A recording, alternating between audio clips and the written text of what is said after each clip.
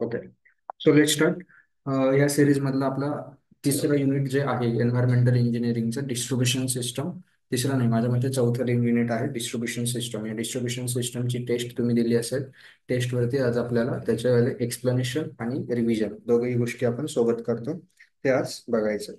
First question आहे, answer देत चालायचे पटकन माहिती असेल तर. The layout of the distribution system in which water flows towards the outer periphery.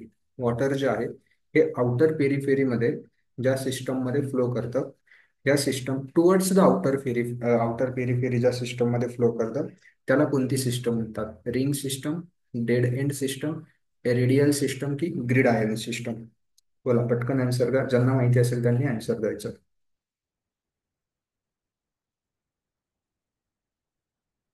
Okay. Radial system म्हणता याला. हा. Layout of the distribution system in water flows towards. हे लक्षात घ्या, हा शब्द महत्वाचा आहे. पाणी कुठे फ्लो होतं? Towards the outer periphery. म्हणजे काय? आउटर पेरिफेरीकडे तुमचं वॉटर जे आहे ते सप्लाय होत असतं. आता रेडियल सिस्टम आन्सर दिला आहे, ठीक आहे. आपण वन बाय वन बघू. रिंग सिस्टम जी असते, ही रिंग सिस्टम काय असते? रिंग सिस्टमलाच आठवतंय तुम्हाला? रिंग सिस्टमचंच दुसरं नाव असतं तुमची सर्क्युलर सिस्टम. रिंग सर्क्युलरचं दुसरं सिस्टमचं दुसरं नाव आहे सर्क्युलर सिस्टम असं म्हणतात. या सिस्टम मध्ये काय असतं माहिती का? वॉटर जे आहे हे वॉटर तुमचंवालं पूर्ण कम्युनिटी जी असेल, सपोज मध्ये तुमच्यावाला जिथे लोक राहत आहे ही कम्युनिटी आहे. एक मोठा पाईप जो आहे, हा मोठा पाईप तुमच्यावाला अशा पद्धतीने याला काय केलेलं असणार आहे? एक मेन पाईप. हा मेन पाईप काय करतो? पूर्ण एरियाला एनसर्कल करतो. पूर्ण एरियाला एनसर्कल करतो आणि या पूर्ण एरियामध्ये पाणी प्रोव्हाइड करण्यासाठी मग इथनं त्याचे ब्रांचेस असतात आणि मग ते आतमध्ये अशा पद्धतीनं व्यवस्थित अरेंजमेंट करून डिस्ट्रीब्युशन पाईप्स असतील, त्यानंतर त्याच्यावर ट्रिब्युटरीज असतील, इथून तो सप्लाय करतो. काय आहे? पाणी कुठे फ्लो होतं? पूर्ण एरियाच्या आउटर पेरिफेरीमध्ये फ्लो होतं. आणि ह्या आउटर पेरिफेरीमधनं आता एक गोष्ट इथे लक्षात घेतली, बऱ्याच जणांचं ह्या क्वेश्चन मध्ये थोडं कन्फ्युजन झालं असेल, जास्त नाही पण थोडं. काय confusion sir? Outer periphery. Ring आणि सर्क्युलर सिस्टम मध्ये पण पाणी आउटर पेरिफेरी मध्ये फ्लो होत आहे. मेन पाईप कुठे आहे? अगोदर आउटर पेरिफेरी मध्ये जातं आणि त्यानंतर आतमधल्या एरियामध्ये पाणी येत आहे. हा फरक कळतोय म्हणून मी या टुवर्ड्स जो वर्ड आहे या वर्डला का अंडरलाईन केलं? Towards the outer periphery. इथे पाणी मधून बाहेर चाललंय का? कमेंट करा. इथून पाणी मधून बाहेर चाललंय का? नाही सर. इथे काय होत आहे?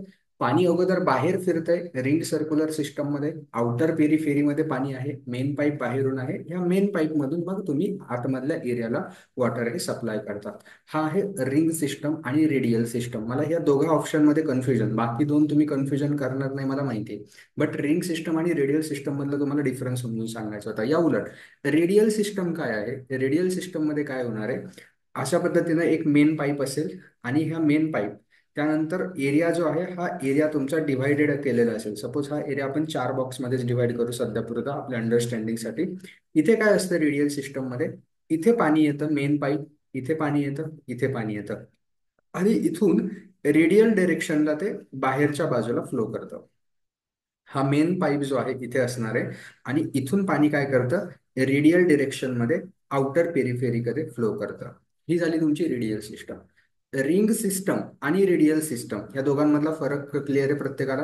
याच जिथे इथे पाणी येणार आहे याला तुम्ही सर्व्हिस रिझर्वायर देखील म्हणू शकतात. हा काय असतो? तुमचा सर्व्हिस रिझर्वायर. म्हणजे तुमच्या गावामध्ये तुम्ही जर गेला असाल, गावामध्ये मोठी पाण्याची टाकी बघितली, ही सपोज तुमची पाण्याची टाकी आहे आणि हे तुमचं गाव आहे. ही पाण्याची टाकी सेंट्रलाइज्ड लोकेटेड असेल आणि इथून पूर्ण गावाला अशा पद्धतीनं काय होणार आहे? पाणी रेडियली आउटवर्ड डिरेक्शनला.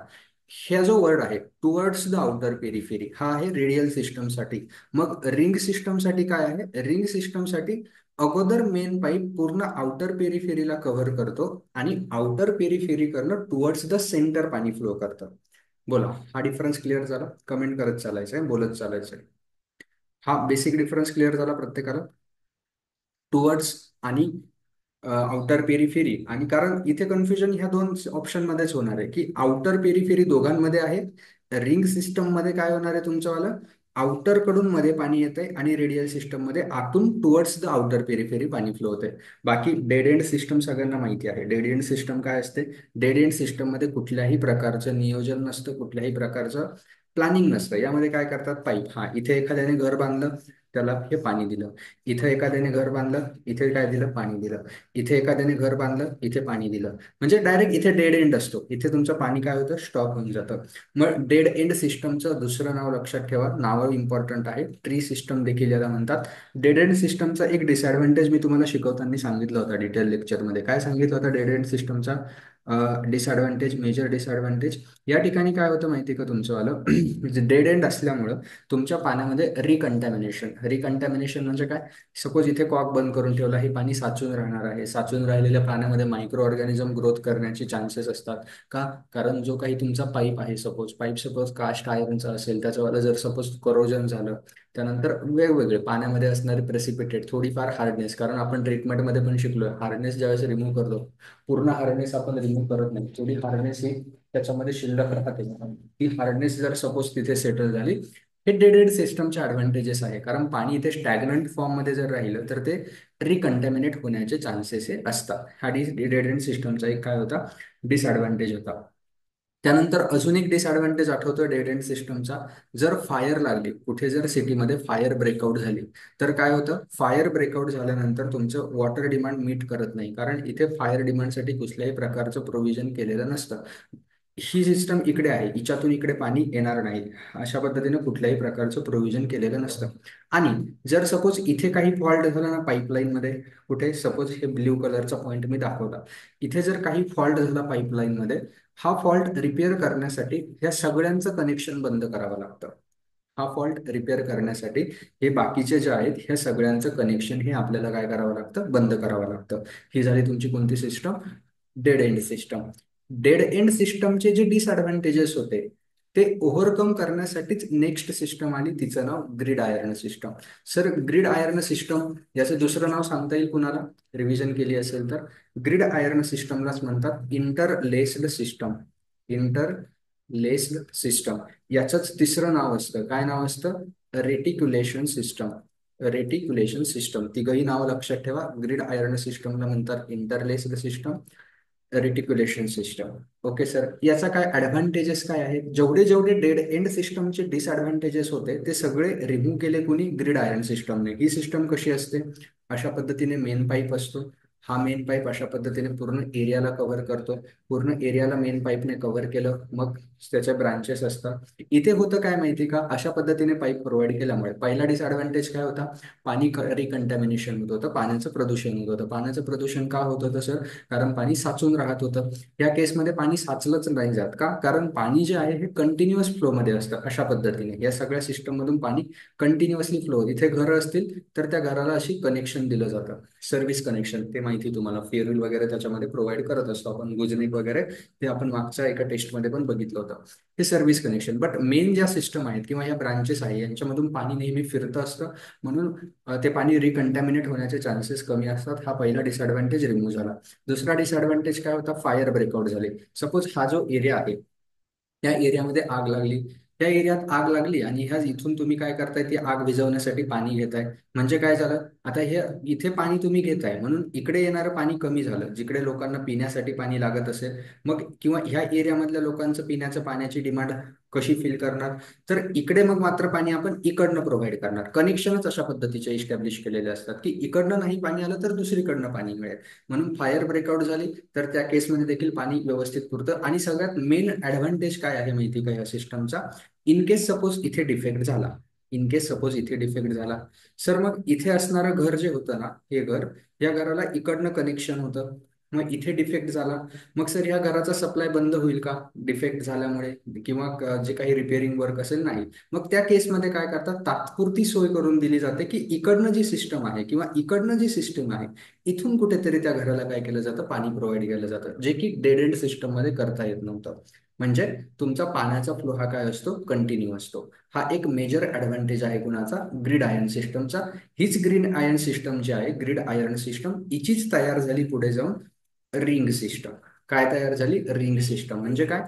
दोघांमधला डिफरन्स सांगतो. ग्रिड आयर्न सिस्टम मध्ये काय केलं? हा जो मेन पाईप आहे, ग्रीन कलरने दाखवतोय, हा मेन पाईप सेंटर मधून गेला सिटीच्या, आणि मग ब्रांचेस गेला.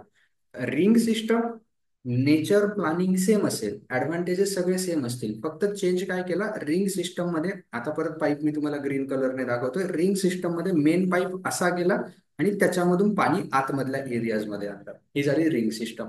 आणि रेडियल सिस्टम तर ऑलरेडी एक्सप्लेन केलेलीच आहे. आय होप सगळ्यांना क्लिअर असेल. क्लिअर आहे, चारही सिस्टम क्लिअर आहे, सगळ्यांचे ऍडव्हान्टेजेस डिसएडव्हान्टेजेस क्लिअर आहे. व्यवस्थित लक्षात ठेवायचंय, टुवर्ड्स ह्या वर्ड मध्ये कन्फ्युजन नाही व्हायचं. टुवर्ड्स आणि outer periphery. Okay, very good.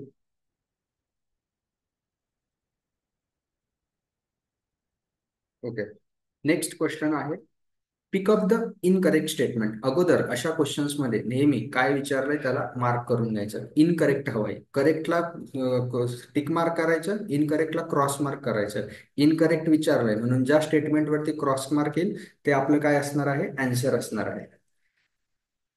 Okay, so incorrect statement आपल्याला आता ओळखायचं आहे. Sluice wall. स्लुईस वॉल आपण केलं, या त्या दिवशी पण आलं होतं. पटपट आन्सर द्यायचे त्याच्यामुळे जास्त वेळ नाही लावायचा. Sluice valves are provided to allow the flow of water only in one direction, preventing the backflow. Is it correct or false? पटकन बोला. Is it correct or false? True or false? Correct or false काय, correct or incorrect किंवा true or false? Rajshree says false. Any other answer? जे तुमचे sluice wall जे असतात, हे sluice wall जे आहे हे पाण्याचा एका फ्लो एका डायरेक्शन मध्ये अलाउड करतात आणि बॅक फ्लो प्रिव्हेंट करतात. हा एम असतो का स्लुईस वॉल प्रोव्हाइड करण्याचा? नाही सर. मागे एक्सप्लेन केलं ना त्या दिवशी सगळे वॉल्स मी. स्लुईस वॉल काय असतात? स्लुईस वॉलचं दुसरं नाव सांगता येईल कुणाला? What does the sluice valve called as in other language? ते असतात गेट वॉल. स्लुईस वॉल म्हणजे काय असतात? Gate valve. याचंच दुसरं नाव असतं cut off valve. Cut off valve, सीएच्या एक्झामला खूप प्रश्न आलेले आहे या वॉलवरती. गट काही काही याच्यामध्ये तर डायग्राम पण दाखवले होत्या. आठवत आहे ना, पीडब्ल्यूडी सीए आणि डब्ल्यूआरडी सीए ला डायग्राम होत्या आणि कोणता वॉल रिप्रेझेंट केलेला आहे. आपण डिटेल लेक्चर घेत असताना डायग्राम पण दाखवल्या होत्या. गेट वॉल असतो, त्यानंतर एक असतो तुमचा स्लुईस वॉल. एक असतो स्लुईस वॉल, याचंच नाव gate valve, cut off valve, sluice valve. किंवा याचंच चौथं नाव असतं shut off valve. Shut off valve. काय पर्पज असतो गेट वॉल प्रोव्हाइड करण्याचा? याचा पर्पज असतो की फ्लो ऑफ वॉटर रेग्युलेट करण्यासाठी. काय? फ्लो ऑफ वॉटर रेग्युलेट करण्यासाठी. तुम्हाला जो काही वॉटरचा फ्लो आहे तुमच्या सिटीमध्ये, फॉर एक्झाम्पल इथे इथे तुम्ही गेट वॉल दिला, इथे पाणी नक्की कुठे सोडायचं आहे हे त्याच्यावरनं डिसाईड केलं जातं. इकडे सोडायचंय, इकडे सोडायचंय, इकडे सोडायचंय. असं नेसेसरी नाहीये की तो फक्त एका डिरेक्शन मध्ये वॉटरचा फ्लो काय करेल, रेग्युलेट करेल. वेगवेगळ्या डिरेक्शन असतील, त्याला नंबर ऑफ सेक्शन मध्ये डिवाइड केलं जातं. मग कोणत्या बाजूला पाणी सोडवायचंय? तुम्ही सगळ्यांनी ऐकलंय का, गावात आपल्या गावामध्ये जी पाण्याची टाकी असते तिथे पाणी सोडण्यासाठी एक माणूस नेमलेला असतो, माहिती असेल सगळ्यांना. नगर परिषद असेल, ग्रामपंचायत असेल, पाणी सोडण्यासाठी एक माणूस नेमलेला असतो. तो माणूस जातो आणि सकाळी ते हँडल फिरवतो, माहिती का, बघितलंय का? असं गोल हँडल असतं, तो फिरवतो.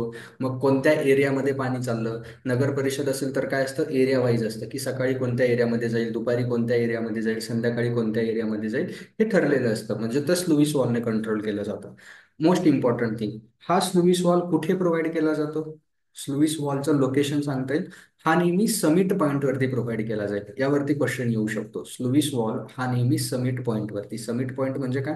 सपोज तुमची पाईपलाईन अशी असेल, थोडक्यात जर तिच्यामध्ये चढ उतार असतील तर तो नेहमी वरती प्रोव्हाइड केला जाईल. कुठे प्रोव्हाइड केला जाईल? नेहमी वरती, समिट पॉईंट वरती तो काय केला जाईल, प्रोव्हाइड केला जाईल.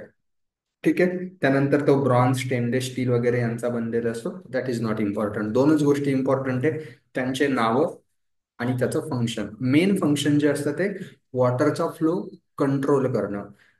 जर रिव्हर्स इंजिनिअरिंग केली ह्या क्वेश्चनसाठी, पुढचं स्टेटमेंट एका वॉलला रिप्रेझेंट करते. पुढचं जे स्टेटमेंट आहे ना, हे स्टेटमेंट हे कोणत्या तरी एका वॉलचं डिस्क्रिप्शन दाखवतंय. मला त्याचं नाव आता तुम्ही सांगा की which valves are provided to allow the flow of water only in one direction, preventing the backflow. असे कोणते वॉल असतात मग, जे वॉल फक्त एकाच डिरेक्शन मध्ये फ्लो अलो करतात आणि बॅकफ्लोला प्रिव्हेंट करतात? करेक्ट राजश्री, अशा वॉलचं नाव असतं रिफ्लक्स वॉल. काय नाव असतं? Reflux wall. याचंच दुसरं नाव सांगता येईल, रिफ्लक्स वॉलचंच दुसरं नाव सांगता येईल. बरेचसे नाव आहेत. चला इकडे एक्सप्लेन करतो ती गोष्ट.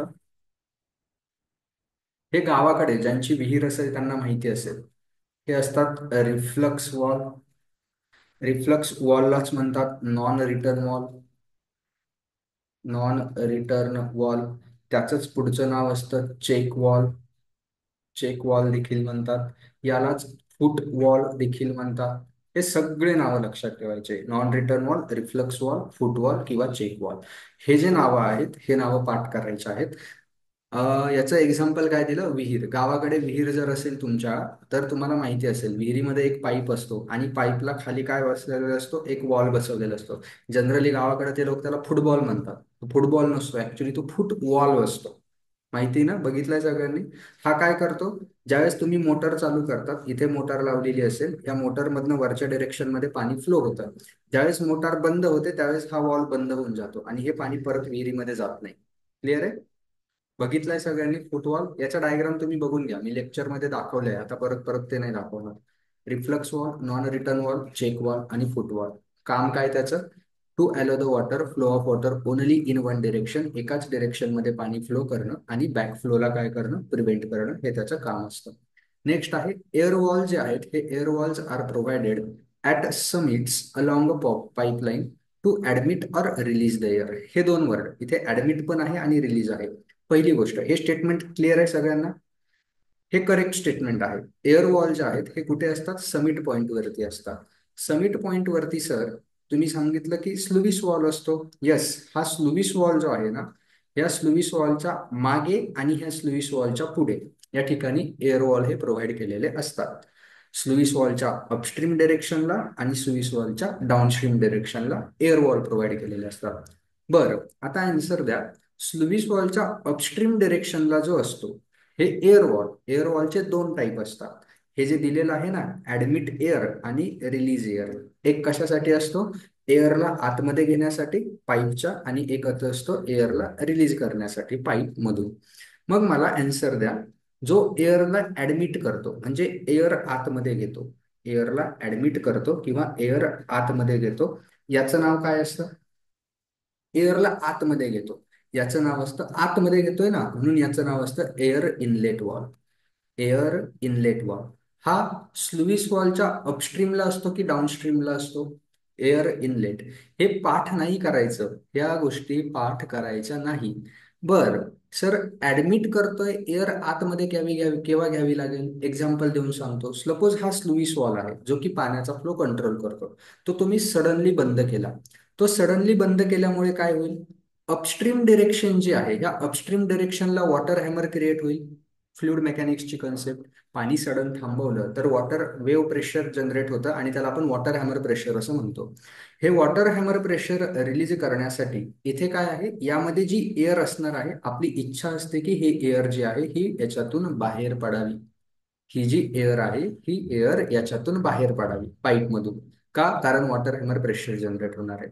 आणि म्हणून या ठिकाणी ते प्रोव्हाइड केलेला असतो एअर रिलीज वॉल. यालाच म्हणतात, म्हणजे ज्याच्यातून एअर बाहेर पडते तो रिलीज वाला, यालाच काय म्हणतात, एअर रिलीफ वॉल असं म्हणतात. एअर रिलीफ वॉल असं म्हणतात. आणि सडन तुम्ही पाईप काय क्लोज केलं, स्लुईस वॉल क्लोज केला, म्हणून डाऊनस्ट्रीम डिरेक्शनला निगेटिव्ह हेड क्रिएट होतो. सडन क्लोज केला ना, अचानकपणे क्लोज केला, म्हणून काय होतं, सक्शन प्रेशर जनरेट होतं, निगेटिव्ह हेड त्या ठिकाणी जनरेट होतो सडनली क्लोज केल्यामुळे. आणि ते जे आहे त्या ठिकाणी मग negative pressure, suction pressure create होऊ नये म्हणून आपली इच्छा अशी असते की यामध्ये आतमध्ये एअर जायला हवी, याच्या पाईपमध्ये आतमध्ये एअर जायला हवी. आतमध्ये एअर जाते म्हणून याला म्हणतात एअर इनलेट वॉल. मग sir conclusion of the story काय, एअर वॉल जे आहेत हे दोन टाईपचे असतात, एअर रिलीफ वॉल आणि एक असतो एअर इनलेट वॉल. प्रोव्हाइड कुठे केले जातात, समिट पॉइंट वरती. स्लुईस वॉलच्या एक अपस्ट्रीम डिरेक्शनला, स्लुईस वॉलच्या एक डाऊनस्ट्रीम डिरेक्शनला. स्लुईस वॉलच्या अपस्ट्रीम डिरेक्शनला जो असतो तो असतो एअर रिलीफ वॉल, ज्याच्यातून एअर बाहेर पडते. स्लुईस वॉलच्या डाऊनस्ट्रीम डिरेक्शनला जो असतो तो एअर इनलेट वॉल, ज्याच्यामधून एअर ही ऍडमिट केली जाते किंवा आतमध्ये घेतली जाते. सो सेकंड ऑप्शन तुम्हाला क्लिअर झाला असेल. स्टेटमेंट करेक्ट आहे बट एक्सप्लेनेशन तुम्हाला क्लिअर झालं असेल. Next, स्काउर walls are provided at lower point to empty the pipeline. हे मी दुसऱ्या की तिसऱ्या टेस्टमध्ये एक्सप्लेन केलेलं आहे, आठवतंय ना तुम्हाला? बट मी आज परत एक्सप्लेन करतोय, मी तुम्हाला हेच सांगतोय, बोर कुणीच व्हायचं नाहीये, पूर्ण लेक्चर व्यवस्थित करायचंय. का बरं बोर नाही व्हायचंय सर? कारण जेवढ्या वेळेस तुम्ही ऐकाल तेवढं तुमचं पाठांतर होऊन जाईल. कालच्या लेक्चरमध्ये तुमचं ट्रीटमेंट पाठ झालं असेल हार्डनेस वगैरेचं. हे जरी वाटत असेल सर तुम्ही रिपीट रिपीट करताय, रिपीट रिपीट केल्या तरच गोष्टी पाठ होतात. म्हणून मी परत परत रिपीट करतोय, कारण तुम्ही हा जाऊ द्या. स्काउर वॉल्स काय असतात हा तुम्हाला पाईपलाईन दाखवली होती. ओके सर, एक मिनिट. आपण ही पाईपलाईन बघितली. या ठिकाणी जे आहे या ठिकाणी स्लुईस वॉल, पूर्ण पाईपलाईनचं स्ट्रक्चर तुमच्या डोळ्यासमोर जेव्हा येईल ना तेव्हा तुमच्या या गोष्टी पाठ होतील. पाठ म्हणजे कन्सेप्ट समजतील. इथे होता एअर इनलेट, इथे होता एअर आउटलेट.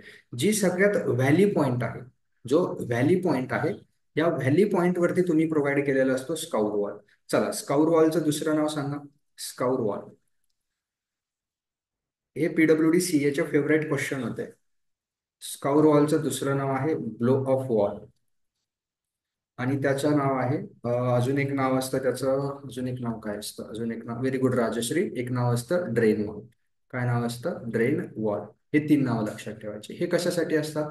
सपोज ह्या पाईपलाईनची क्लिनिंग तुम्हाला करायची आहे, पाईपलाईनची क्लिनिंग करायची असतील किंवा त्याच्यामध्ये सस्पेंडेड पार्टिकल जे असतील ते इथे सेटल्ड झालेले आहेत, यांना बाहेर काढायचं आहे.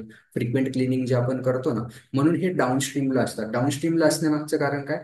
जेणेकरून कुठल्याही प्रकारची मोटर न लावता फक्त ग्रॅव्हिटी फ्लोच्या अंडर, म्हणजे हे पाणी इथं ओपन केला वॉल, ऑटोमॅटिकली खाली असल्यामुळे हे ग्रॅव्हिटी फ्लोमुळे पाणी बाहेर येणार आहे. ग्रॅव्हिटी फ्लो एन्श्युअर करण्यासाठी केलं जातं की तो बॉटमला असतो, व्हॅली पॉइंटला असतो. व्हॅली पॉइंट म्हणा तुम्ही त्याला किंवा बॉटम पॉइंट म्हणा. ठीक आहे. आणि काय एन्श्युअर करतात ते, जे काही सेटल्ड झालेले पार्टिकल असतील, जे काही स्काउरिंग झालेले पार्टिकल असतील किंवा तुम्हाला पाईपची क्लिनिंग करायची असेल यासाठी तो प्रोव्हाइड केला जातो. त्याचं नाव ड्रेन वॉल किंवा ते sluice valve, sorry scour valve, blow off valve किंवा drain valve, to empty the pipeline at lower point किंवा व्हॅली पॉईंट. गेट वॉल्स आत्ताच झालं एक्सप्लेनेशन. गेट वॉलचंच नाव cut off valve, sluice valve, shut off valve. Provided to regulate the flow. हा word important. जे flow regulate करतात त्यांना gate walls असं म्हणतात. सगळ्या प्रकारचे वॉल तुमचे रिवाय झाले असतील. त्यातल्या त्यात अजून एक वॉल इथे मेन्शन नाहीये, तो पण सांगून देतो. असतो तो प्रेशर रिलीफ वॉल. हा एअर वॉल सारखाच आहे, एअर वॉलचंच काम करतो हा. जास्त काही डिफरन्स नाहीये. Pressure relief wall, water hammer pressure release करण्यासाठी, जसं तिथे एअर रिलीज केली. एअर आणि वॉटर हॅमर प्रेशर या दोघांमध्ये थोडा डिफरन्स आहे. आपल्याला फ्लुइड मेकॅनिक्सच्या डिटेलमध्ये जायचं नाहीये की सर मगाशी आपण एअर रिलीज केली, वॉटर हॅमर प्रेशर का असतं. तुम्ही वॉटर हॅमर प्रेशर हे कुठे शिकणार आहात? फ्लुइड मेकॅनिक्समध्ये ज्यांनी डिटेल लेक्चर केले तिथे आहे. ज्यावेळेस फ्लुइड मेकॅनिक्स येईल तेव्हा आपण बघू. बट प्रेशर रिलीफ वॉलमध्ये प्रेशर रिलीज होतं, एअर रिलीफ वॉलमध्ये एअर रिलीज होते. दोघांमध्ये फरक आहे एअर आणि प्रेशरमध्ये. हे जे प्रेशर आहे हे रिलीज करण्यासाठी एअर रिलीफ वॉल असतो. हा वॉल कुठे असतो हे लक्षात ठेवा. हा देखील समिट पॉइंट वरती असणार आहे, upstream side of the gate वॉलला. म्हणजे कुठे सर डायग्राम मध्ये दाखवता, जिथे एअर रिलीफ वॉल आहे तिथेच तुमचा प्रेशर रिलीफ वॉल देखील असणार आहे. एअर रिलीफ वॉलच्या शेजारीच तो असतो, गेट वॉलच्या अपस्ट्रीम डायरेक्शनला. म्हणजे आता इथून पुढे तुम्ही रिव्हिजन कशी करणार? कन्क्लुजन सांगू. रिव्हिजन करताना एवढी डायग्राम बघायची. गेट वॉल काय करतात? फ्लो ऑफ वॉटर रेग्युलेट करतात. ओके सर, त्यांचे नावं लक्षात ठेवायचे. एअर वॉल, एअर वॉलचे दोन type, air inlet, air relief. Air relief sir अपस्ट्रीमला असतो, एअर इनलेट सर डाऊनस्ट्रीमला असतो. तिसरा वॉल सांगितला प्रेशर रिलीफ वॉल, हा गेट वॉलच्या अपस्ट्रीमला असतो. Sir next valve drain valve म्हणा, स्काउर वॉल म्हणा, हा लो पॉइंटला असतो, व्हॅली पॉइंटला असतो, जो वॉटर डिस्ट्रीब्युशन सिस्टमला क्लीन करण्यासाठी यूज केला जातो. त्यानंतर सस्पेंडेड पार्टिकलला रिमूव्ह करण्यासाठी यूज केला जातो. आणि एक सांगितला चेक वॉल. चेक हा वॉल काय करतो? एका डिरेक्शन मध्ये फ्लोला मेंटेन करण्याचा प्रयत्न करतो. आणि चेक वॉल जो आहे ह्या चेक वॉललाच फुटवॉल असं म्हणतात किंवा रिफ्लक्स वॉल असंही म्हटलं जातं. क्लिअर आहे? वॉलची थिअरी क्लिअर? हा क्वेश्चन घेण्यामागचं रिझन हेच आहे की आता तुमचे वॉल सगळे रिवाईज झाले असते. ओके, प्रत्येकाला क्लिअर आहे? कोण कोण जॉईन आहेत? प्रसाद, संकेत, सुशांत, मानसी, क्लिअर?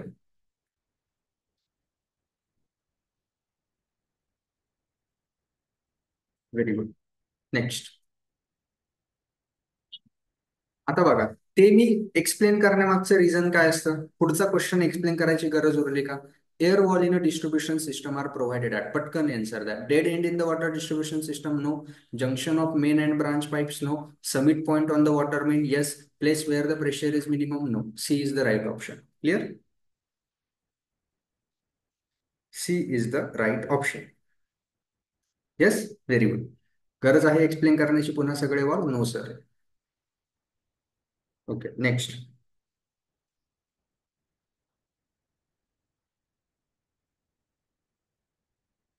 आता हा जो पॉइंट आहे, फोर्थ पॉइंट, हा थोडा नवीन पॉइंट नाही म्हणता येणार. बट हा जो पॉइंट असतो ना, हा आहे फ्लुइड मेकॅनिक्सचा पॉइंट. जेव्हा आपण फ्लुइड मेकॅनिक्समध्ये वॉटर हॅमर प्रेशर शिकतो, त्या वॉटर हॅमर प्रेशरमध्ये तुम्हाला ही गोष्ट येईल, कदाचित ही तुम्ही आपल्या नोट्समध्ये पण नसेल, ही गोष्ट ऍड करून घ्यायची नोट्समध्ये. एन एअर व्हेसल, हे समजावून सांगतो की एअर व्हेसल काय आहे, कशासाठी प्रोव्हाइड करतात. आणि तुम्हाला या गोष्टी मी का सांगतोय की ह्या नोट्समध्ये ऍड करून घ्यायच्या. हे जे क्वेश्चन आहेत ना, ह्या क्वेश्चनशी रिलेटेड डेटा तुमच्या एक्झाम्सला विचारला जातोय, जो की तुम्हाला नोट्समध्ये मिळत नाहीये किंवा इकडे तिकडे मिळत नाही. आणि याचा अप्रोच हाच असतो, रिव्हर्स इंजिनिअरिंग. एअर व्हेसल बद्दल आलाय ना एखाद्या एक्झाम मध्ये क्वेश्चन, तर एअर व्हेसल बद्दल पूर्णपणे शिकून घ्यायचं, त्याची माहिती काढायची आणि ती नोट्समध्ये ऍड करून घ्यायची. याने तुमच्या नोट्स कम्प्लीट होणार आहे. असं नाहीये की हा सिलेबसच्या बाहेरचा आहे. बट ज्यावेळेस आपण मेन टॉपिक्स करत असतो, मेन लेक्चर्स करत असतो, त्यावेळेस त्यावरती एक लिमिटेशन असतं. म्हणून क्वेश्चन प्रॅक्टिस इम्पॉर्टंट आहे. आता एअर व्हेसल काय असतं? एअर वेसल जे आहे, हे एअर वेसल पहिली गोष्ट provided at the summit in siphon. Siphon मध्ये समिट वरती प्रोव्हाइड केलेलं असतं. कशासाठी? व्हेलॉसिटी इन्क्रीज करण्यासाठी, प्रेशर मेंटेन करण्यासाठी, avoid the interruption in the flow. हे करेक्ट ऑप्शन आहे. का ते सांगतो, इन्क्रीज डिस्चार्ज नाही. बघा, सायफन काय असतं याचं तुम्हाला एक्झाम्पल माहिती असेल, हे फ्लुइड मेकॅनिक्स मध्ये झालेलं आहे. ही एक काय असते, अप्पर टँक, ही एक लोअर टँक. सपोज या अप्पर टँक मधनं लोअर टँक मध्ये तुम्हाला वॉटर जर घ्यायचं आहे, तर ते आपण सायफनिक ऍक्शनच्या मदतीने, म्हणजे हे अशा पद्धतीने ते वॉटर काय करतो, आणत असतो. गाडीच्या टाकीमधनं पेट्रोल काढले सगळ्यांनी? येस, गाडीच्या टाकीमधनं आपण पेट्रोल काढतो. ती कोणती ऍक्शन असते? सायफनिक ऍक्शन. नळीने जे पेट्रोल काढतो. Okay, siphonic action. काय करतो आपण त्या केसमध्ये? काय करतो सांगता येईल कुणाला? ही जी नळी असते, ह्या नळीमध्ये इथे आपण काय करतो, एअर काय करतो, माउथ मध्ये घेतो, बरोबर की नाही? एअर माउथ मध्ये घेतल्यामुळे काय होतं, इथे निगेटिव्ह प्रेशर क्रिएट होतं. काय क्रिएट होतं? निगेटिव्ह प्रेशर क्रिएट होतं. निगेटिव्ह प्रेशर क्रिएट झाल्यामुळे काय होतं, हे जे वॉटर आहे, ह्या वॉटरवरती बाहेरनं ऍटमॉस्फेरिक प्रेशर ऍक्ट करतंय. हे ऍटमॉस्फेरिक प्रेशर ह्या ज्या लिक्विड आहे, ह्या लिक्विडला ह्या पाईपमध्ये फोर्स करतं. का? कारण तुम्ही तोंडाने हवा आतमध्ये ओढली, हवा आतमध्ये ओढल्यामुळे इथे पोकळी निर्माण झाली. आणि तुम्हाला माहिती, पोकळी म्हणजे व्हॅक्यूम असतो. व्हॅक्यूम म्हणजे काय? तुमचं निगेटिव्ह प्रेशर. आणि व्हॅक्यूम म्हणजे ऍब्सोल्यूट झिरो प्रेशर. हे व्हॅक्यूम जनरेट झाल्यामुळे याची जागा कोणाला तरी घ्यावी लागेल ना. आणि इकडे तर तुम्ही तुमचं तोंड लावलेलं आहे, इकडनं हवा आतमध्ये जाऊ शकत नाही, कारण तुम्ही तोंडाने हवा इकडे ओढताय. इथे व्हॅक्यूम क्रिएट झाला, याची जागा कोणीतरी ऑक्युपाय करेल. मग ते कोण ऑक्युपाय करतं? आता इथे झिरो प्रेशर आहे आणि इकडे ऍटमॉस्फेरिक प्रेशर आहे, जे की 1 ऍटमॉस्फेरिक असतं. आणि हे ऍटमॉस्फेरिक प्रेशर 103.2 काहीतरी ती व्हॅल्यू पण आहे पास्कल मध्ये, ती बघून घ्या. हे ऍटमॉस्फेरिक प्रेशरमुळे हे वॉटर याच्यामध्ये एंट्री करतं, हे वॉटर याच्यामध्ये एंट्री करतं आणि मग हा कंटिन्युअस फ्लो काय होतो, इस्टॅब्लिश होतो. सपोज तुम्ही हा पाईप इथे लावून दिला, तर अशा पद्धतीने तुमचा कंटिन्युअस फ्लो जो आहे, तो कंटिन्युअस फ्लो इस्टॅब्लिश होतो. ओके सर, इथपर्यंत समजलं? मग हा जो पॉइंट आहे, लेट सपोज इथपर्यंत तुमचं ऍटमॉस्फेरिक प्रेशर आहे आणि वरती काय असणार आहे, एवढ्या जागेमध्ये तुमचं निगेटिव्ह प्रेशर असतं. काय असतं? निगेटिव्ह प्रेशर हे असणार आहे. काय असणार आहे? निगेटिव्ह प्रेशर असणार आहे. मग सर याचा तुमचा निगेटिव्ह प्रेशर आहे. काही काही केसेसमध्ये काय होणार आहे, तुमचा फ्लो जो आहे, हा फ्लो इंटरप्ट होण्याचे चान्सेस असतात. काय असतात? इंटरप्ट होण्याचे चान्सेस असतात. इंटरप्ट होण्याचे चान्सेस काय असतात? तुम्ही बघितलंय कधी कधी, ज्यावेळेस तुम्ही अशा पद्धतीने सक्शन करून पाणी घेतात, त्यामध्ये हवेचे बुडबुडे येतात. Yes or no? म्हणजे हा पाईप पूर्ण भरून चालत नाही इनिशियली, त्याच्यामध्ये असे तुम्हाला एअर बबल्स दिसतात का? या प्रॅक्टिकली बघितलेल्या गोष्टी बघितल्या असतील तर हो म्हणत चला. एअर बबल्स येतात त्याच्यामध्ये, air bubbles. Yes, air bubbles येतात याच्यामध्ये. म्हणजे आपल्याला काय होतं, एक कंटिन्युअस फ्लो एन्शुअर होत नाही किंवा कंटिन्युअस फ्लो मिळत नाही. मग यावर उपाय म्हणून त्यांनी काय केलं, एक एअर व्हेसल प्रोव्हाइड करतात. ह्या केसमध्ये ते एअर व्हेसल कुठे प्रोव्हाइड करतात, जो समिट पॉइंट असतो, सायफनचा समिट पॉइंट, या ठिकाणी एक एअर व्हेसल प्रोव्हाइड करतात. सर ह्या एअर व्हेसलमध्ये काय असतं? या एअर व्हेसलमध्ये तुमची एअर असते. काय असतं? एअर व्हेसलमध्ये एअर असते. मग त्याचा यूज काय एअर व्हेसलचा? तुमचा इकडे किती डिस्चार्ज रिक्वायर्ड आहे, क्यू, तो क्यू डिस्चार्ज तुम्हाला युनिफॉर्म रेटने हवा आहे. व्हेरी नको व्हायला. आपली इच्छा काय आहे की एक युनिफॉर्म रेट हवा, कॉन्स्टंट रेट हवा. हा डिस्चार्ज इकडे कॉन्स्टंट रेटने यावा, म्हणून काय करायचंय आपल्याला, इकडनं जर फक्त असं ठेवलं असतं तर कॉन्स्टंट मिळतो, बट त्याला वेळ लागतो तो कॉन्स्टंट डिस्चार्ज इस्टॅब्लिश व्हायला. मग ते होऊ नये, आपल्याला पहिल्यापासून कॉन्स्टंट डिस्चार्ज हवाय. आपण इथे एअर व्हेसल प्रोव्हाइड केलं, होतं काय, इथे निगेटिव्ह प्रेशर आणि इथे एअर आहे. इकडे water pressure, atmospheric pressure act करतंय. हे ऍटमॉस्फेरिक प्रेशरमुळे ह्या एअर व्हेसलमध्ये थोड्याफार प्रमाणामध्ये पाणी जातं. काय जातं? थोड्याफार प्रमाणामध्ये पाणी हे याच्यामध्ये देखील जातं. मग यामध्ये ज्यावेळेस पाणी जातं, इथे तुमच्या एअर व्हेसलमध्ये पाणी गेलेलं आहे. मग इथे पाणी गेलं, इकडे फ्लो चालू आहे. इकडे तुम्ही त्याचा डायमीटर सेट आहे, त्याची व्हेलॉसिटी सेट आहे. Discharge is equal to area into velocity. पाईपचा डायमीटर फिक्स आहे. व्हेलॉसिटी फिक्स जर केली तर तुमचा डिस्चार्ज कॉन्स्टंट होतो. मग हा डिस्चार्ज जर कमी व्हायला लागला, सपोज इकडनं पाणी कमी यायला लागलं, तर काय होतं, ह्या एअर व्हेसल मधलं पाणी याच्यामध्ये एंट्री करतं. सपोज इकडनं येणारं पाणी जास्त झालं, कारण इकडे प्रेशरमध्ये सपोज चेंजेस झाले, तर इकडनं येणारं पाणी जास्त झालं, इकडचं तुम्ही फिक्स केलं, तर पाणी याच्यामध्ये जातं. या एअर व्हेसलमध्ये थोडी वॉटर लेवल इन्क्रीज होईल. पाणी पुन्हा इकडे कमी व्हायला लागलं डिस्चार्ज, की हे पाणी याच्यात नाही येईल. म्हणजे जो कॉन्स्टंट आहे, कमी, जो तुमचावाला डिस्चार्ज व्हेरी करतोय, कधी जास्त रिक्वायर्ड आहे, कधी कमी रिक्वायर्ड आहे, तो फुलफिल कोण करतंय? ते एअर व्हेसल फुलफिल करतंय. मग समजलं, एअर व्हेसल कुठे प्रोव्हाइड करतात? समिट पॉईंटच्या टॉपला. एक्झामसाठीचे कन्क्लुजन सांगतोय टॉपिक मधले. एअर व्हेसल प्रोव्हाइड करतात तुमच्यावाल्या समिट पॉईंटच्या टॉपला. पर्पज काय? Uniform flow of water maintain करण्यासाठी. याच्यासारखंच वर्किंग कुणाचं आहे? याच्यावरती पण क्वेश्चन आलाय, म्हणून मी थोडंसं शिफ्ट करतोय. याच्यासारखं वर्किंग कुणाचं आहे? सर्व्हिस रिझर्वायर शिकलो आपण. Service reservoir water treatment plant मध्ये सर्व्हिस रिझर्वायर. हे गाव, हे गाव आणि वॉटर ट्रीटमेंट प्लांट यांच्यामध्ये कोण असतं? हे तुमचं विलेज आणि वॉटर ट्रीटमेंट प्लांट यांच्यामध्ये कोण असतो? सर्व्हिस रिझर्वायर असतो. हा जो सर्व्हिस रिझर्वायर आहे, याचं काम काय आहे? याच्यामध्ये पाणी साचलेलं राहतं.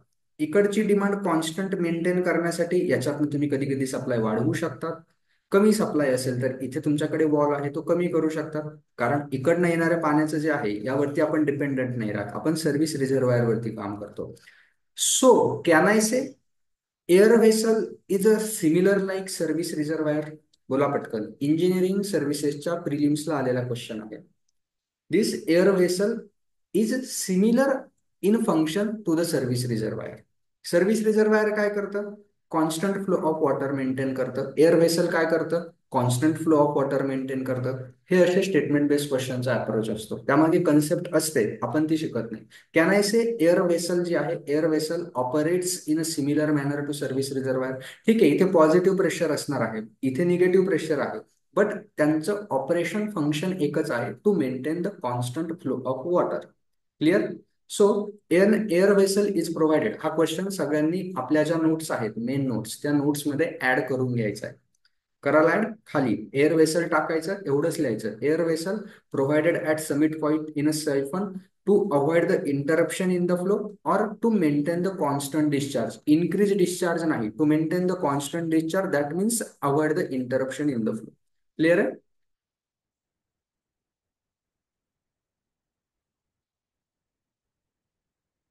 बोला. क्लिअर आहे?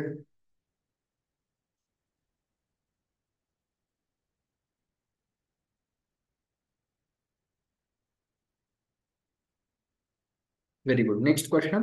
द वॉल, व्हॅल्यू नाही आहे, वॉल आहे. ऍक्च्युली मी प्रिंटिंग मिस्टेक आहे. The valve which protect the water meter from the damages of the water hammer. Water हॅमरच्या डॅमेजेस. आता इथे तुम्हाला एक इंटरेस्टिंग गोष्ट बघायला मिळेल. इथे pressure relief valve, stop cock तर नाही. स्टॉप कॉक तर याच्यासाठी यूज केला जाईल पाण्याचा फ्लो थांबवण्यासाठी. रिफ्लेक्स वॉलचं आता डिटेल तुमच्याकडे डिस्क्रिप्शन आहे की सर रिफ्लेक्स वॉल एका डिरेक्शन मध्ये फ्लो मेंटेन करतो आणि अजून काय करतो तुमच्यावाला, एका डिरेक्शन मध्ये फ्लो मेंटेन करतो. That is okay. Water hammer pressure जे आहे, हे water hammer pressure, the valve which protect the water meter from the damages of the water hammer. Water मीटरला तुमच्या डॅमेजेस पासून मेंटेन करायची, सेफ ठेवण्याचं काम कोण करतं?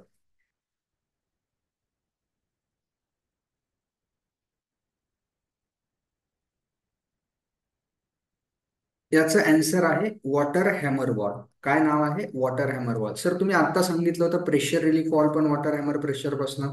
प्रेशर रिलीफ वॉल देखील वॉटर हॅमर प्रेशर पासून काय करतो तुमचं आलं, संरक्षण करतो वॉटर हॅमर प्रेशर पासून. बट जास्त करेक्ट आन्सर त्याचा वॉटर हॅमर वॉल्व आहे. काय नाव आहे त्याचं जास्त करेक्ट? वॉटर हॅमर वॉल्व आहे. सर असं का?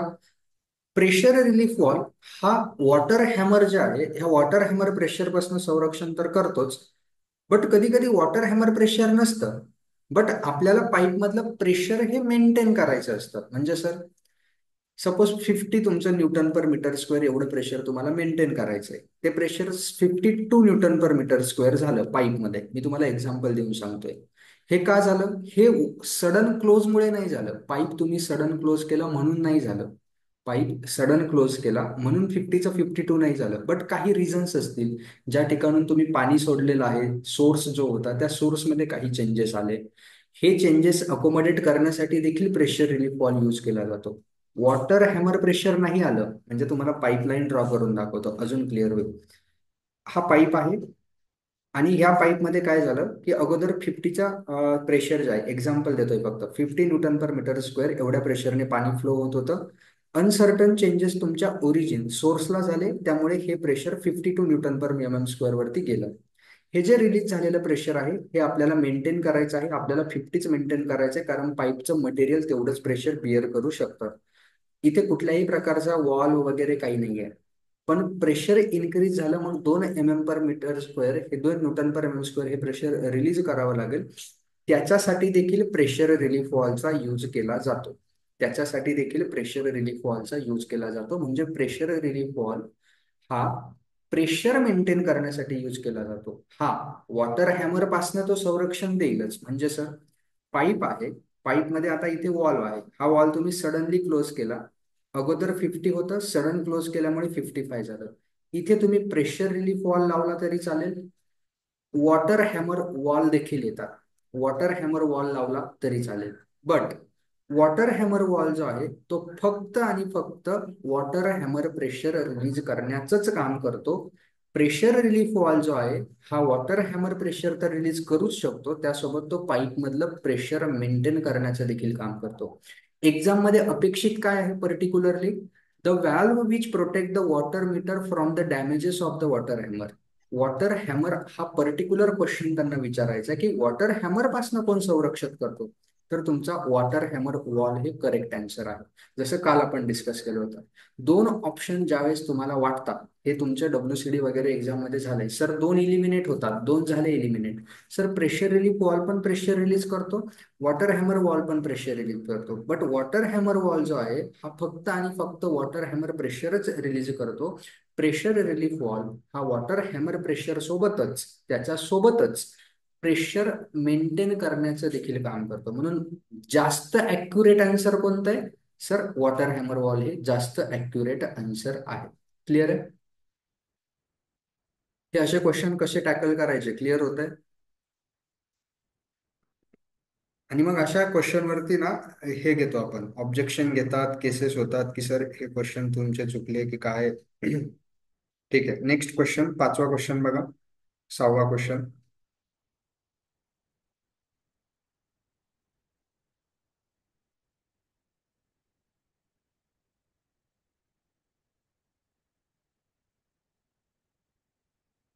Which one of the following pair is incorrectly match? Incorrect match कोणाची केलेली आहे?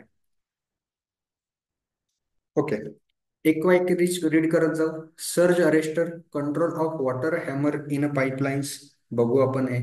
स्काउर wall, to drain or empty the pipeline section, हे माहित नाहीये ना, सोडून द्यायचं जे माहित नाहीये ते. स्काउर वॉल केला discuss, to drain or empty the pipeline section, yes याच्यासाठीच यूज केला जातो. Check valve, to check the flow in pipes in all direction, is it correct? Check valve all direction मधला फ्लो चेक करतो का? To check the water flow in all direction, no, so it is incorrect. हे option तुमचं झालं. या क्वेश्चनचं answer मिळालं. Air valve काय असतात? अक्युमुलेटेड एअर जी आहे पाईप लाईन मधली ती रिलीज करतात. एअर वॉलचे दोन टाईप असतात, air inlet valve, air outlet wall. Air inlet valve जो आहे तो एअर आतमध्ये घेण्यासाठी असतो, तो समिट पॉईंटच्या डाऊनस्ट्रीम डिरेक्शनला म्हणजेच गेटच्या डाऊनस्ट्रीम डिरेक्शनला असतो. एक असतो एअर रिलीफ वॉल जो एअर बाहेर सोडतो, तो गेट वॉलच्या अपस्ट्रीम डिरेक्शनला असतो. याचं एक्सप्लेनेशन क्लिअर, याचं एक्सप्लेनेशन क्लिअर. चेक वॉल हा एका डिरेक्शन मध्ये काय करतो, तुमचेवाले फ्लो जे आहे तो मेंटेन करत असतो. हे जे सर्ज अरेस्टर आहे, हे सर्ज अरेस्टर तुमचंवाला control the water hammer in a pipeline, हे देखील वॉटर हॅमर कंट्रोल करण्यासाठी यूज केलं जातं. हे नोट्समध्ये ऍड करून घ्यायचं. सर्ज अरेस्टर कशासाठी यूज केलं जातं? सर्ज अरेस्टर आहे. सर्ज अरेस्टर, माझ्या मते या सर्ज अरेस्टरलाच एअर व्हेसल असं म्हणतात. हे काय करतं, जी सर्ज जनरेट होते, सडन क्लोज केल्यामुळे काय जनरेट होते, तुमच्या याच्यामध्ये सर्ज वेव्ह अशी जनरेट होते, जी इकडे जाते इकडे जाते. यामुळे तुमच्यावाला वॉटर हॅमर प्रेशर क्रिएट होतं आणि हिला सर्ज अरेस्टर नावातच आहे त्याच्या. ही जी क्रिएट झालेली सर्ज आहे, हिला अरेस्ट करण्याचं काम हे सर्ज अरेस्टर करत असतं. सर्ज अरेस्टरचा यूज काय आहे? Control the water hammer in a pipeline. Incorrect option is a check valve. एक आपण पहिला क्वेश्चन व्यवस्थित डिस्कस केला होता, खाली तुम्हाला सगळे आन्सर मिळत चालले. Next, which of the following is not true about the PVC pipes. आता हे जे क्वेश्चन्स असतात पीव्हीसी पाईप्स वगैरे, हे थोडेसे जनरल टाईपचे क्वेश्चन आहे. याचा तुम्हाला एक्झाम मध्ये व्यवस्थित अनालिसिस करायचंय आणि आन्सर द्यायचंय. म्हणजे असं जास्त काही टेन्शन घेण्यासारखे क्वेश्चन नसतात हे. ओके.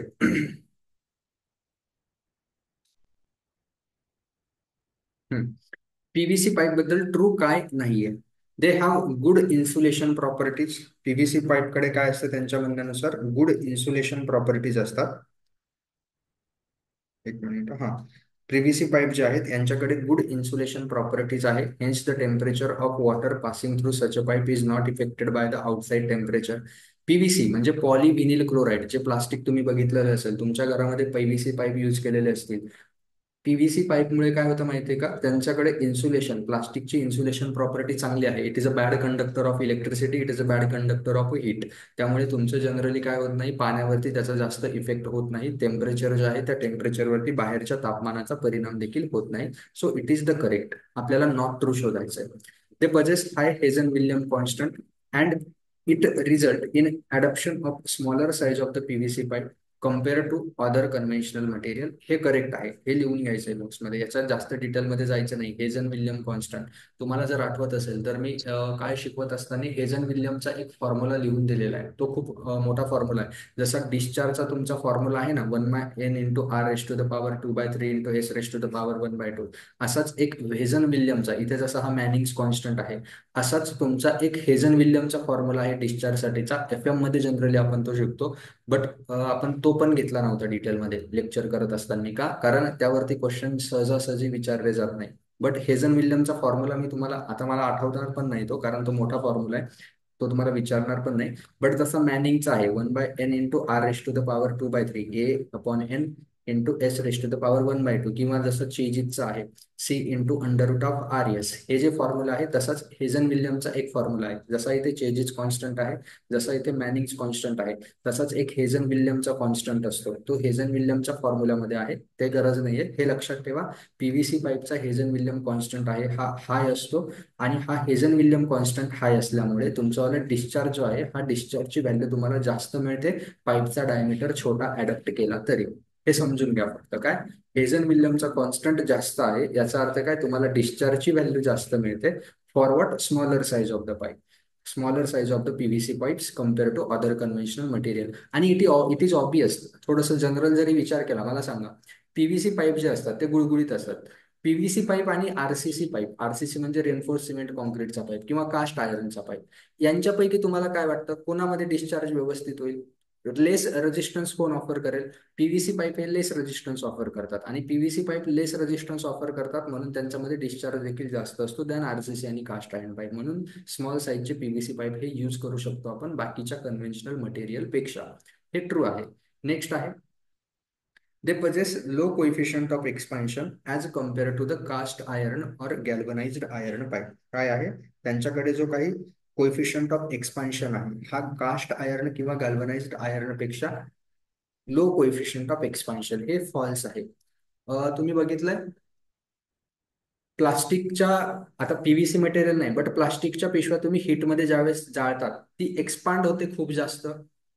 केलाय का हा प्रयोग? नसेल केला. प्रयोग थोडी करायचा आहे तो, बट बघितलं तर असेल ना, प्लास्टिकच्या पिशव्या ज्यावेळेस आपण जाळामध्ये धरतो आणि अशा ताणण्याचा प्रयत्न करतो, आणि त्या उलट जर कास्ट आयर्न केलं, कास्ट आयर्न पण बघितलंय तुम्ही कधी, याच्याकडे गेलाय का, लोहाराकडे गेलाय का? ते लोहार पाणी पाजत असतं बघा, ते पूर्ण लाल करतात त्याला, त्याला खूप जास्त हीट लागते. लोखंड कास्ट आयर्नला किंवा गॅल्वनाइज्ड आयर्नला एक्सपांड करण्यासाठी खूप हीट लागते. ते कशावरती डिपेंड असतं? कोइफिशियंट ऑफ थर्मल एक्सपान्शन वरती डिपेंडंट असतं. आणि त्याचा कोइफिशियंट ऑफ थर्मल एक्सपान्शन कमी असतो, म्हणून खूप जास्त हीट दिल्यानंतर सुद्धा तो थोडाच एक्सपांड होतो. बट पीव्हीसीचं तसं नाहीये. पीव्हीसीला थोडी हीट दिली तरी तो जास्त एक्सपांड होतो. का? कारण पीव्हीसीचा कोइफिशियंट ऑफ थर्मल एक्सपान्शन हा जास्त आहे कुणापेक्षा? कास्ट आयर्नपेक्षा. सिंपल असतं, या गोष्टींचे तुम्ही शिकलेले असतात. गरज नाहीये की हा असा क्वेश्चन तुम्ही आधी केलेलाच पाहिजे किंवा तुमच्या नोट्समध्ये प्रेझेंटच पाहिजे. जागेवर पण लॉजिक लावता येतात. कास्ट आयर्न पाईप, हा, हीट केल्यावर त्यांना जास्त हीट लागते एक्सपांड व्हायला, म्हणजे त्यांचा कोइफिशियंट ऑफ थर्मल एक्सपान्शन कमी असतो. त्यानंतर सर पीव्हीसी पाईपचा कोइफिशियंट ऑफ थर्मल एक्सपान्शन जो आहे, हा कोइफिशियंट ऑफ थर्मल एक्सपान्शन जास्त असतो, म्हणून त्याला हीट केल्यावरती थोडी जरी हीट दिली तर तो जास्त एक्सपांड होतो. कारण तुम्हाला माहिती ना, change in delta L is equal to L alpha delta T असतं. जो काही चेंज होतो तो चेंज कशावरती डिपेंड असतो? कोइफिशियंट ऑफ थर्मल एक्सपान्शन वरती. आणि हा चेंज इन लेंथ, हे आपलं सॉमची कन्सेप्ट, चेंज इन लेंथ जो आहे हा अल्फावरती डिपेंड असतो. ज्याचा अल्फा जास्त त्याचं एक्सपान्शन पण जास्त, ज्याचा कोएफिशियंट ऑफ थर्मल एक्सपान्शन जास्त त्याचं एक्सपान्शन जास्त. नक्कीच इथून तुम्ही सांगू शकता पीव्हीसीचा कोएफिशियंट ऑफ थर्मल एक्सपान्शन हा कास्ट आयर्न आणि गॅल्वनाइज्ड आयर्नच्या पाईपच्या कोएफिशियंट ऑफ एक्सपान्शन पेक्षा जास्त असतो. इथे त्यांनी लो म्हटलंय म्हणून it is not the correct statement. म्हणून हे आहे. They have no problem of incrustation. PVC पाईपमध्ये इन्क्रस्टेशनचा प्रॉब्लेम येत नाही. इन्क्रस्टेशनचा किंवा करोजनचा जो प्रॉब्लेम आहे तो जनरली कोणत्या पाईप्समध्ये येतो? बोला पटकन. इन्क्रस्टेशनचा प्रॉब्लेम कोणत्या पाईप्समध्ये येतो? तुमच्या कास्ट आयर्न पाईप्समध्ये येतो. कोणत्या पाईप्समध्ये येतो? कास्ट आयर्न पाईप्समध्ये येतो. Okay. Yes. Next. In which of the following system of water distribution, खालीलपैकी कोणत्या वॉटर डिस्ट्रीब्युशन, खाली वॉटर डिस्ट्रीब्युशन सिस्टमची लिस्ट असेल. Water can reach a particular point, एका पर्टिक्युलर पॉइंट पर्यंत पाणी हे ओनली थ्रू वन रूट, एकाच रूटने जाऊ शकतं. And any damage appears at a point. Okay. Any damage or repair आहे, इथे स्पेस पाहिजे होती. Any damage or repairs at a point in the pipeline will completely stop the water supply in the area being fed by that pipe beyond the point of damage or repair. हे explain केलं ना? पटकन सांगा, ऑप्शनची गरज नसली पाहिजे तुम्हाला. Option दाखवणार पण नाही मी. की असा सिस्टम ज्यामध्ये एका घराला एकाच पाईपने पाणी दिलं जातं आणि सपोज तिथे रिपेअर करायची जर वेळ आली तर तिथून खाली जेवढा पण एरिया आहे त्या एरियाला पाणी मिळणार नाही. कोणता सिस्टम आहे ही? Very good, dead end system. ऑप्शनची गरज नाहीये तुम्हाला. बघा, आलं परत तेच. काय राहिलं रिव्हिजनचं? Dead end system, tree system, radial system, ring system. Ring system मध्ये बाहेरून पाईप असतो, आतमध्ये पाणी येतं. रेडियल सिस्टम मध्ये आतमध्ये रिझर्वायर असतो, बाहेर पाणी जातं towards the periphery. Gridiron system, interlaced system याला असं म्हणतात. Ring iron system, reticulate system, interlaced system म्हणतात.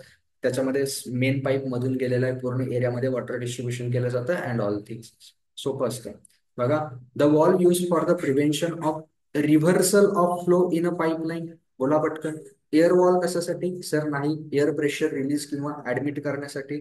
बटरफ्लाय वॉल नाही ऐकला, सोडा. चेक वॉल सर कशासाठी यूज केला जातो? हा, चेक वॉल एका डिरेक्शन मध्ये, एका डिरेक्शन मध्ये म्हणजे काय? रिव्हर्स जो फ्लो होतो तो मेंटेन करण्यासाठी चेक वॉल हा यूज केला जातो. ओके. स्काउर वॉल कशासाठी यूज केला जातो? सिल्ट असेल तुमचेवाली डिपॉझिट झालेले असतील ते रिमूव्ह करण्यासाठी यूज केला जातो. सर एक नवीन नाव आलं, बटरफ्लाय वॉल. हे पण सांगून द्या, एक्झाम मध्ये क्वेश्चन आलाय माझ्यामध्ये, पीडब्ल्यूडी सीए की कोणत्या तरी एक्झामला आलाय. Butterfly wall. बटरफ्लाय वॉल जो आहे, बटरफ्लाय वॉलचं काम हे गेट वॉल सारखंच असतं. बटरफ्लाय वॉल जो आहे, बटरफ्लाय वॉलचं काम हे गेट वॉल सारखंच असतं. काय? रेग्युलेट करणं आणि फ्लोला स्टॉप करणं. मग सर बटरफ्लाय वॉल नाव का दिलं? कारण गेट वॉलचं स्ट्रक्चर आणि बटरफ्लाय वॉलचं स्ट्रक्चर हे थोडं वेगळं असतं. बटरफ्लाय वॉल जो आहे हा लार्ज कंड्यूट मध्ये यूज केला जातो, लार्ज पाईपलाईन्स मध्ये यूज केला जातो. ज्या तुम्ही रस्त्याच्या कडेने जाणाऱ्या पाईपलाईन्स असतात ना, मोठ्या पाईपलाईन्स, लार्ज पाईपलाईन किंवा लार्ज कंड्यूट आहे. गेट वॉल्वच फंक्शन काय? To regulate the flow. Same function, फक्त थोडं स्ट्रक्चर वेगळं असेल. डायग्राम बघून घ्या प्लीज, डायग्राम बघून घ्या. पीडब्ल्यूडी सीए ला डायग्राम पण विचारल्या गेल्या होत्या. Butter wall large conduit, large pipe मध्ये यूज केला जातो. आणि तुमचा गेट वॉल हा नॉर्मल पाईप, जी वॉटर डिस्ट्रीब्युशन सिस्टम जी असते. वॉटर डिस्ट्रीब्युशन सिस्टम म्हणजे काय? जी सिटीमध्ये तुम्हाला सांगितलं ना, तुमच्या गावामध्ये कुठेतरी सकाळी माणूस येतो आणि पूर्ण गावाला पाणी सोडतो, तो तुमचा गेट वॉल. बटरफ्लाय वॉल केव्हा?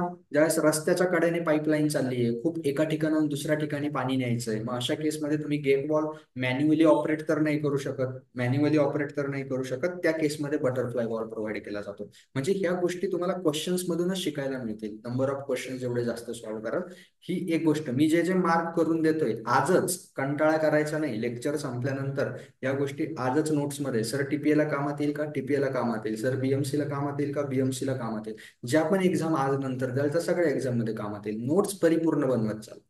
म्हणजे पुढच्या वेळेस परत एसएससी जेईचे क्वेश्चन्स नाही करायचे. काल एका मुलासोबत माझं बोलणं झालं, त्याचा कॉल आला होता. म्हणजे तुम्हाला सांगतो की मुलं काय करताय. त्याने काय सांगितलं मला, की सर माझा स्कोर ना 140 145 पर्यंत जातोय, बट वरती जात नाहीये, काय करू. मी सगळं केलं, मी एसएससी जेईचे सगळे क्वेश्चन वाचून गेलो. क्वेश्चन वाचून जाणं आणि क्वेश्चन सॉल्व्ह करणं यामध्ये फरक असतो. म्हणजे तो काय करतो, फक्त क्वेश्चन रीड करतो. तुम्हाला ते ऍज अ टेस्ट म्हणून अटेम्प्ट करायचे. आणि परत परत 4 वेळेस वाचण्यापेक्षा एकदा व्यवस्थित समजून घ्यायचे. नवीन शिकलेल्या गोष्टी नोट्स मध्ये ऍड करायच्या. पुढच्या वेळेस रिव्हिजन क्वेश्चनची नाही करायची, नोट्सची करायची. टाइम वाचवायचा. Which of the given option is not a type of the distribution network? पटकन बोला. सोपा आहे. क्वेश्चन बघा आणि आन्सर द्या. डिस्ट्रीब्युशन नेटवर्क मध्ये कोणती सिस्टम नसते? मी सगळ्या सिस्टम डिस्कस केलाय. कोणती केली नाही? कारण ती नसतेच. Very good Mansi. B perpendicular system असं काही नसतं. रेडियल सिस्टम असते, ग्रिड आयन सिस्टम असते, रिंग सिस्टम असते आणि एक डेड एंड सिस्टम असते. Okay, here is the end of the distribution system. झालं. डिस्ट्रीब्युशन सिस्टम हे पूर्ण चॅप्टर कव्हर झालं. सगळंच कव्हर झालं डिस्ट्रीब्युशन सिस्टम मध्ये. थोडं जे उरलं आहे पाईप्स रिलेटेड उरलेलं आहे, ते पण सांगून देतो. रिव्हिजन पण करायची ना आपल्याला. पाईप रिलेटेड उरलेलं आहे. पाईप मध्ये तुम्हाला मेन मेन पॉईंट सांगत चालतो. Pipe pipe pipe okay. Pipe मध्ये कास्ट आयर्न पाईप जे असतात, हे कास्ट आयर्न पाईप यूज केले जातात. कास्ट आयर्न पाईपचं करोजन होऊ नये म्हणून त्यांचं गॅल्व्हनायझेशन केलं जातं, म्हणून त्याला जीआय किंवा गॅल्व्हनाइज्ड आयर्न पाईप्स असं देखील म्हणतात. लक्षात काय ठेवायचे माहिती, पाईप्स मध्ये फक्त तो स्ट्रॉंग कशामध्ये आहे आणि वीक कशामध्ये आहे. हे जे पाईप आहेत कास्ट आयर्न पाईप, हे स्ट्रॉंग असतात कशामध्ये, तुमचे कम्प्रेशन मध्ये. कास्ट आयर्न पाईप कम्प्रेशन मध्ये स्ट्रॉंग असतात, ते ड्युरेबल असतात. कोरोजनच्या अगेन्स्ट त्यांना रेजिस्टिव्ह करण्यासाठी आपण त्याच्यावरती गॅल्व्हनाइज्ड आयर्नची ट्रीटमेंट देतो. यांचा कधी कधी लाईफ स्पॅन विचारतात, किंवा काय म्हणतात त्याला, लॉंग लाईफ किती असते यांची, अबाउट 100 इयर्स. कास्ट आयर्न पाईपची किती असते, अबाउट 100 इयर्स इतकी त्यांची वाली लाईफ असते. सगळ्यात मेन क्वेश्चन जो असतो, हे जे पाईप आहे हे 700 kN/m², याच्या बियॉन्ड प्रेशर हँडल करू शकत नाही. प्रेशर म्हणजे आतमधलं प्रेशर, टेन्साईल प्रेशर. कॉम्प्रेशन बाहेरून येतं, तुम्ही जी सॉइल मध्ये पुरल्यानंतर सॉइलचा लोड येतो, ते कॉम्प्रेशन, त्यामध्ये ते स्ट्रॉंग आहेत. बट आतमधून जे इंटरनल वॉटर प्रेशर येतं, जे की टेन्साईल असतं, ते किती, 700 kN/m², यापेक्षा जास्त. हे युनिट एकदा बघून घ्या, कन्फर्म करा, कारण क्वेश्चन मध्ये कधी कधी 7 kg/cm² असं देखील युनिट येतं, तुम्ही बघितलं असेल. पण कास्ट आयर्न पाईप हे 700 पेक्षा जास्त प्रेशर आलेला क्वेश्चन आहे, हँडल करू शकत नाही. त्यानंतर ते काय करू शकतात, ड्युरेबल आहे वगैरे वगैरे. ट्रान्सफर कॉस्ट याच्यामध्ये इम्पॉर्टंट नाही आहे. ठीक आहे ठीक आहे ठीक आहे, चला. नेक्स्ट पाईप असतात तुमचे स्टील पाईप्स. स्टील पाईप्स असतात, यांनाच स्टील पाईपचं कोरोजन होतं, आणि हे स्टील पाईपचं कोरोजन होऊ नये म्हणून काय अप्लाय करतो, बोला. त्याच्यावरती मोर्टारचा लेअर अप्लाय करतो. आणि मोर्टारचा लेअर अप्लाय केल्यानंतर त्यांना काय म्हणतात, त्यांना ह्यूम स्टील पाईप म्हणतात. काय म्हणतात, ह्यूम स्टील पाईप.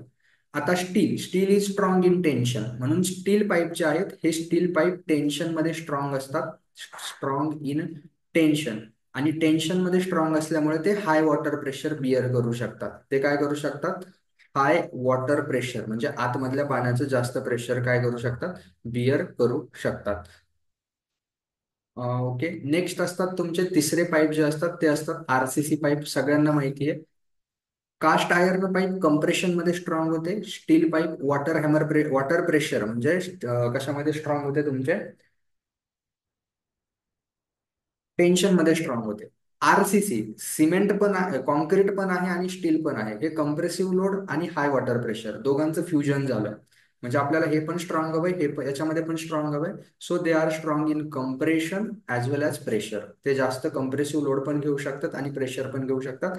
आरसीसी पाईपमध्ये लक्षात ठेवण्याचा मुद्दा हा आहे की आरसीसी पाईपमध्ये ज्यावेळेस वॉटर फ्लो होत असतं, जर त्यामध्ये सिवेज वगैरे असेल आणि जर तुमचं H2S गॅस रिलीज झाला, हायड्रोजन सल्फाईड सिवेज मधनं रिलीज होतो.